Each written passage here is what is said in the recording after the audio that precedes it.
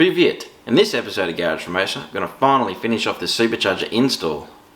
Yes, obviously not the car, there's still a lot to do, but it has not stopped raining. Oh my god, it's been intense. I now know how the Scottish feel like. It just hasn't stopped. It's just been raining day after day. It sucks. But we finally got a bit of well, it's not even sunshine, a bit of cloud. So going to finish this off while I have a chance. Then the next 1, 2, however it works out, episodes, brake, suspension, a few other bits and pieces, bit of wiring probably, and then put it on a dyno. There's an all-wheel drive dyno near me, so I'm going to throw him on there, see what it makes. Hopefully it's something pretty decent. It's probably still going to be lower than my Peugeot. It's not going to be like Evo or Barra decent sort of thing, but it should be good for an old Soviet LADA. But for now, let's finish him off, finally. So we're going to get stuck right into it and start making up the bracket for the accelerator cable. It doesn't need to be anything too spectacular, but this is the way that I made it.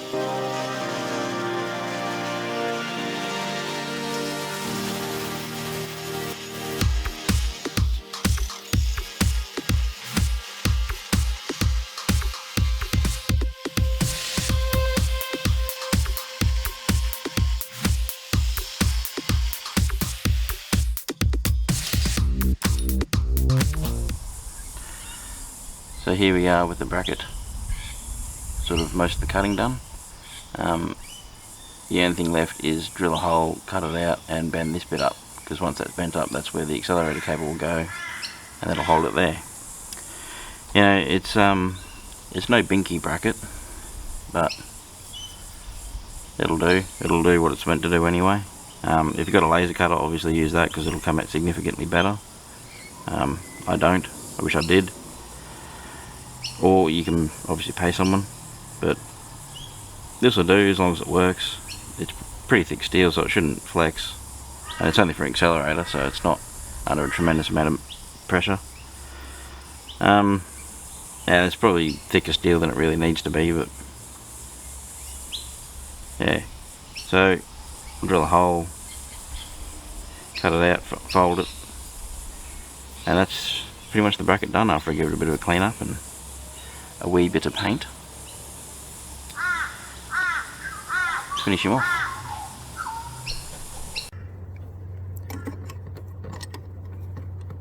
That was pretty close.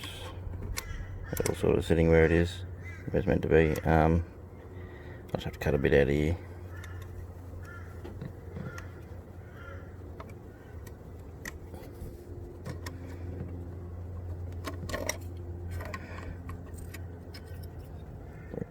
There.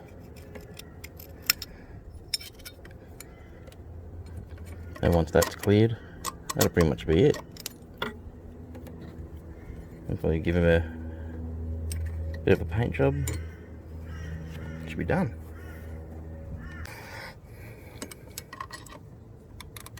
So here it is. Just cut sort of a bit of a V out. And yeah,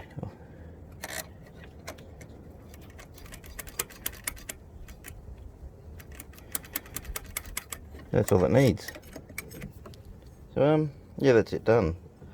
So I'll give this a bit of a hit of paint, just some flat black, and yeah, let him dry and throw him on.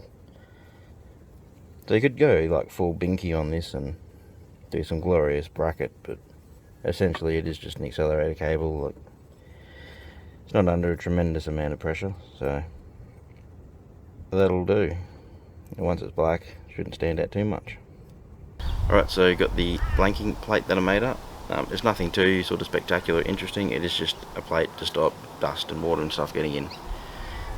So you can probably just use gasket goop, bolt him on.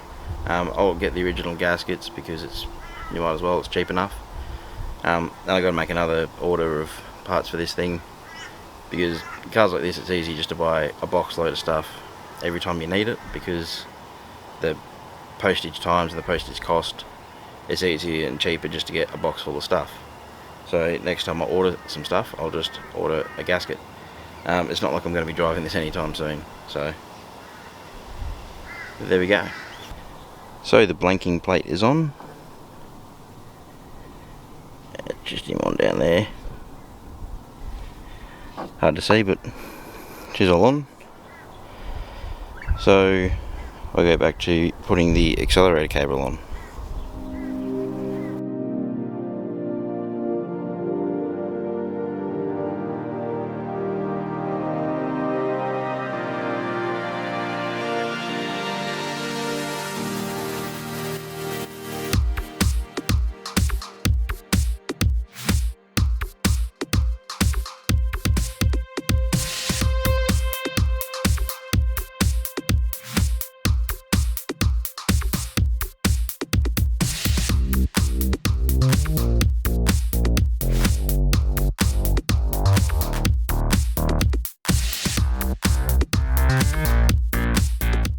Alrighty, so gonna do the choke cable now. To get to the back of it, to pull it out, you have to remove the gauge cluster.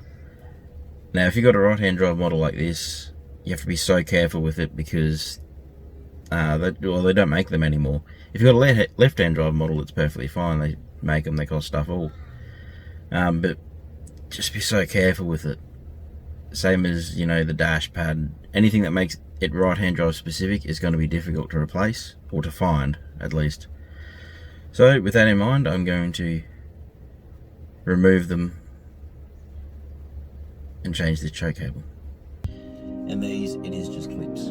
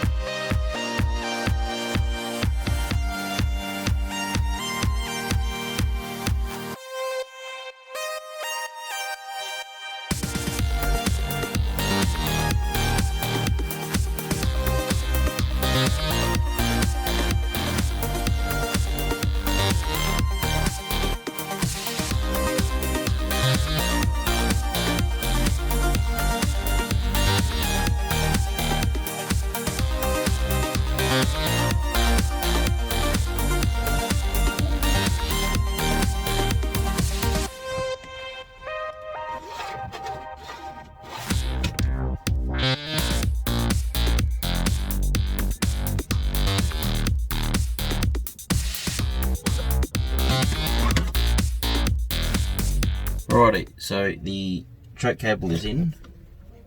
Looks exactly the same as the old one. Instead of routing it through the top of the bulkhead where it used to go, I've now got it so it goes down over the other side of the column and then at the exact same hole as the accelerator. It doesn't pull any harder.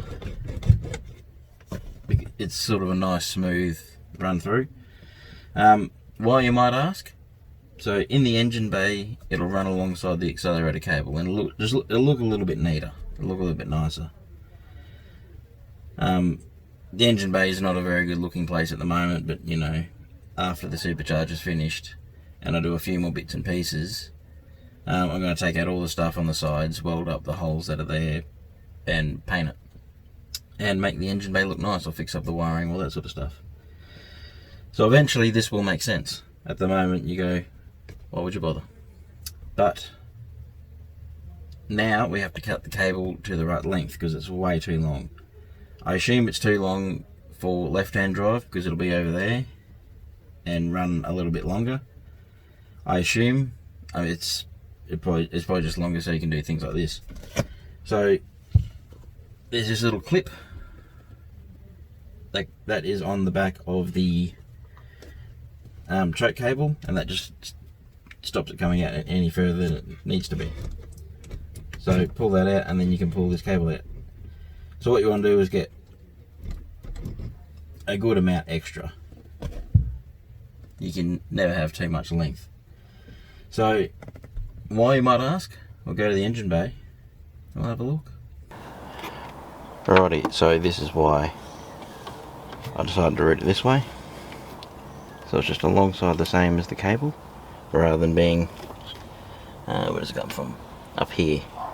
So originally it was up there, sort of came around back into here. Now it'll run alongside there and just look a little bit nicer. So the reason why I pulled the cable out is because we're going to cut it to length down here. And the inner cable obviously needs to be longer than the outer shield. So it just needs to be, it'll wedge into this bracket here, so it just needs to be cut along here somewhere.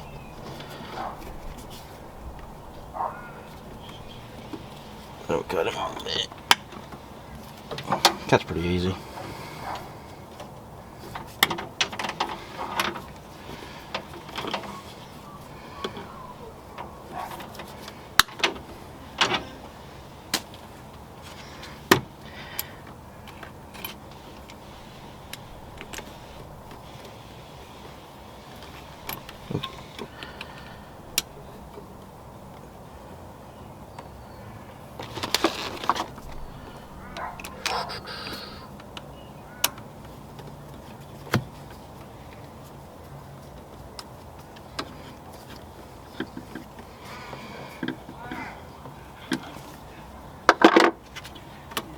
So that's him pretty much sorted.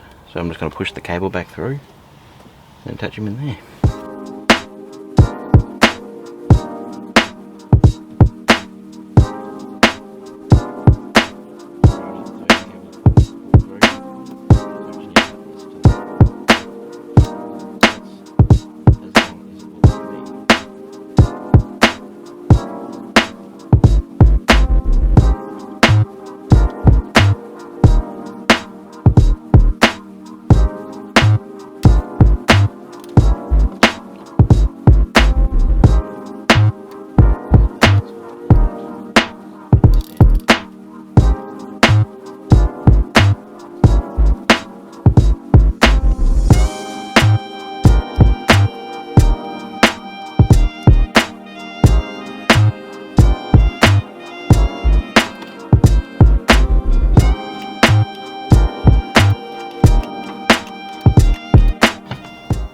So another job done.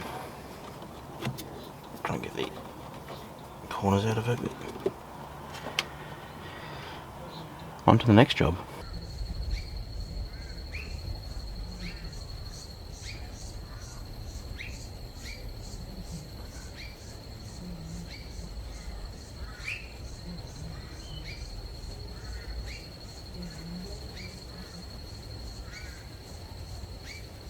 So we're at the pointy end of it now. The last thing I'm going to be doing is the wiring for the fuel pump. So that's the original plug that came off it. It's going to put some waterproof ones in there because it's out in the open, water can get to it. And obviously it needs a relay and a fuse.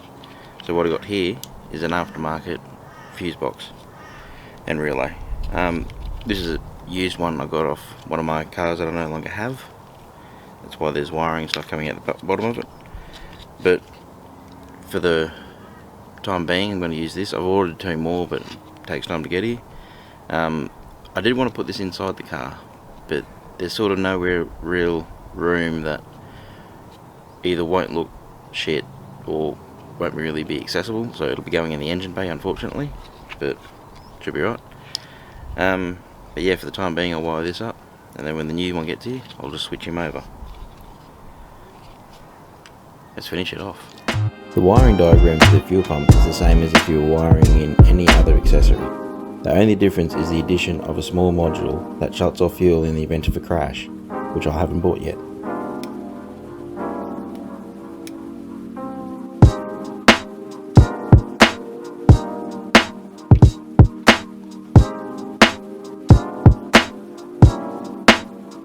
So it's all pretty much done for the time being.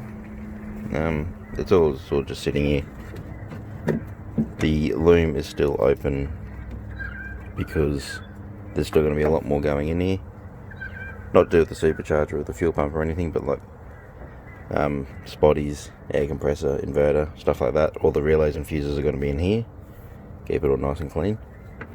And then once that's done, I'll wrap the loom and I'll mount this properly. It'll probably mount back there somewhere. I'll do some sort of, try and keep it sealed, because obviously going through water crossings. But yeah, wrap the whole loom and clean the whole loom up when I do that, in case I have to add anything to it for the time being. Yeah, she looks alright.